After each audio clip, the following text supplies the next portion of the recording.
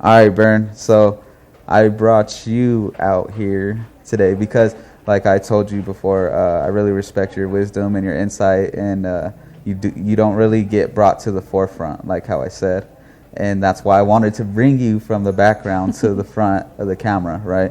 And so these questions that I'm asking, it's about like unworthiness and struggles and how each person has a different struggle and how they have a perspective on it. And so I really wanted your perspective. And so with that, the first question I wanted to ask you was, do you ever feel unworthy, and how does that affect your thoughts about yourself? I think there's been plenty of times that I felt unworthy, and I think at different stages of my life was a different type of feeling of unworthiness. So reflecting back is just being a teenager, that was a different point in my life. And being a teen mom played a different role of feeling unworthy. Okay. There was a lot of things back then that I guess people's perspective and assumptions about girls who become a mom at a young age. Right. So back then, that feeling of unworthiness was like, am I going to be a good mom? Am I even good enough to do this because I'm so young? What are people saying about me? They don't think I can do this. People are expecting me to fail. Expectations. Yeah. Those type of things. And as I move a little bit older into my young adult years, like in the 20s and stuff, there was a different type of feeling of unworthiness. I kind of got over like that feeling of being a teen parent because I was no longer a teen, and I matured a little bit. But at that point in my life, when I reflect back, was more of the unworthiness of my relationship with my husband. We have 2 kids, I haven't finished school, and I'm looking at other people's success and, the things that they've accomplished. And I'm sitting here like, okay, well, I'm still like 20. Right. I didn't finish college. I barely finished high school. I'm a stay-at-home mom. What do I have to offer type thing? So I would take a lot of pride in what I was doing around home. In my house, cleaning and cooking, and make sure I was going above and beyond and trying to fulfill I guess that feeling of emptiness. Yes. With things that I knew I could do good, I was good at.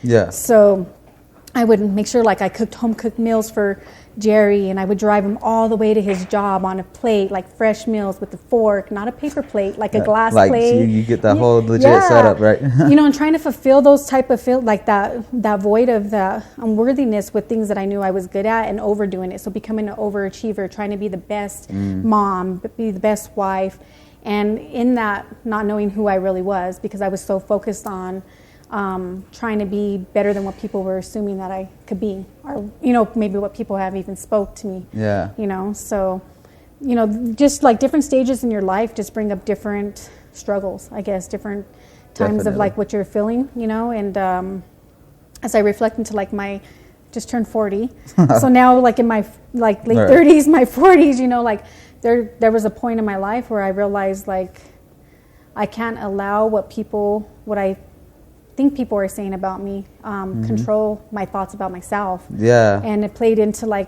this perfectionist person, always having to be better. And I'm going to beat you at that sport. I can run faster than you. Competitive nature took over. Yeah, the competitive nature. And it goes into the second part of your question is how does that play into my life? I just had to come to a point where I realized I needed to take care of myself, and I was neglecting myself through that. I was trying to take care of everyone else and try to prove a point that I'm worthy and that I can be better than what people expect me to be. And I was not, health-wise, I was not taking good care of myself, emotionally, spiritually, all these different things, I was just kind of neglecting myself, and I allowed that to control me. But within this last year, I finally was I need to do something, because no matter how much I try to be better, it's still I'm still feeling unhappy with who I am, So I had to take some big steps within the last year and a half, and it was good. And I'm glad that you mentioned that this is just recent, because some people feel this their whole lives, or some people figure it out young, or whatever the case may be. And I like what you said about you didn't know what you had to offer, or you were trying to make up for that lack of that you thought was a lack, and so that kind of sounds like it played into your whole demeanor on how you carried yourself from there forward. Yeah, and it's kind of crazy because when you think about like the feeling of unworthiness, when we start reflecting like on relationships, like with family, friends, and when you go through those different stages in your life, different people are there through those stages. Yeah. And for a long time, I just felt like the people I grew up with that were like siblings to me, that were family, but like I felt like they were my brothers and sisters. I felt like through some of these stages of my life, they weren't there, so it made me question, like, well, am I not like important enough for them to come alongside me and walk me through this journey?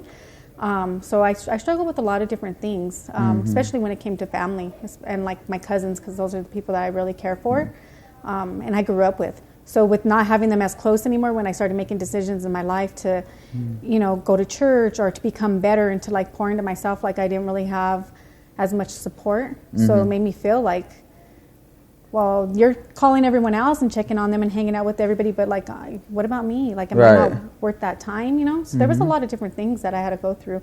And like I said, it was like different stages throughout my life. So that kind of like, you kind of tackled my next question for you a little bit. Like you kind of touched on it. It was, how does the feeling of unworthiness connect to your personal struggles within?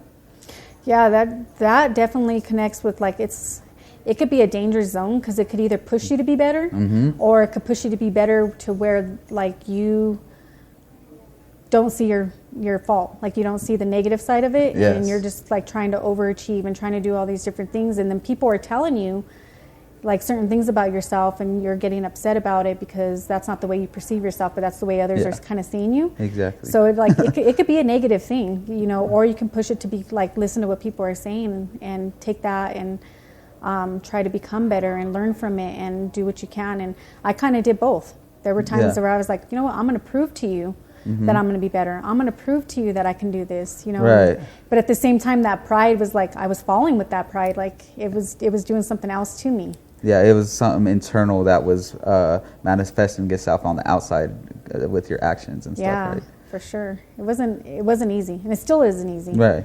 It's always going to be a struggle. I like that you mentioned that because I think there's a misconception that like once you deal with this or once you that it's just going to become better. And the thing is, it's like life is going to happen regardless, and you're going to have new struggles, and everybody has different ones, but it's going to always go. There's never going to be...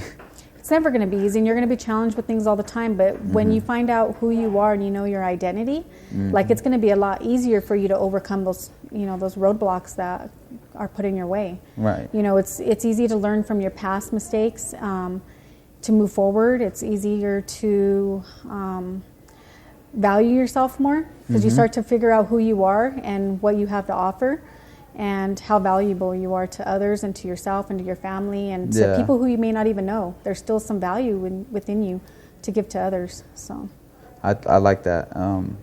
So that kind of, my next question for you is like with everything, with the struggles, with the internal struggles, everything going on for you, why do you think your mental health is in a good state and or a bad state? I definitely think if this interview would have been done a couple years ago, I probably would have been in like not a very good state. Right. But I think because of people that I have in my life now, who are pushing me to be better, who are challenging me to be better, who are pushing me to be a part of different groups and different things like that, that are going to help me grow.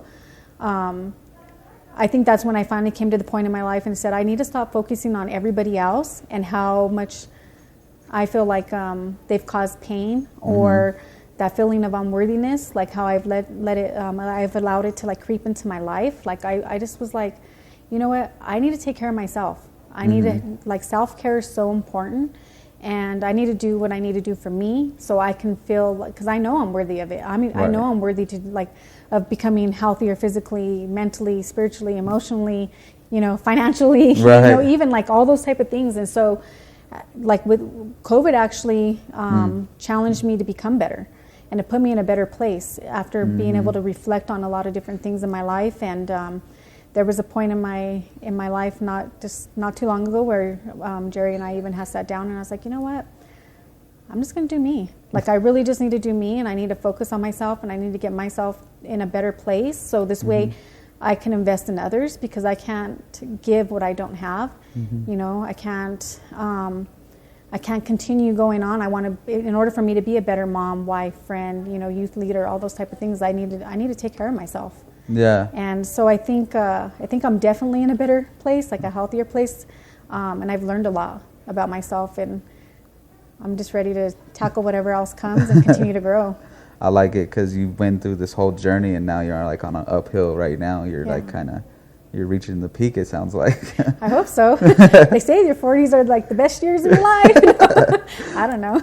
And so it reminded me of this thing that I read, but it's like you're trying to be your best version of yourself for, you know, your partner, or like, you know, your kids, or whoever is in your life or around you. You're trying to be the best version of yourself. And so when you said, I'm just doing me, that's kind of what it reminded me of. And I think that's and it's important. okay to be selfish at times. I'm not saying I'm not going to take care of anyone else or love on anybody else, but I need to be able to put myself first. And so this way I have something to offer others. You know, I want people to come alongside me and say, you know what, I've seen her grow so much, and I know like what she's worth. I know, you know, I value her, kind of like what you were saying, like, you know, I wanted to interview you, you know, those type of things, so people can see that, like, no matter what you go through in your life, no matter how unworthy you feel, like, you'll figure it out. And you'll get to this place, and you're going to be a lot happier once you really know who you are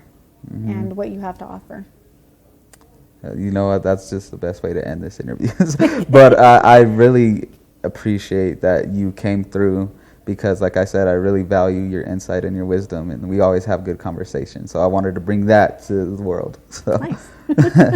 thank you. Thank you, Bo. Appreciate it.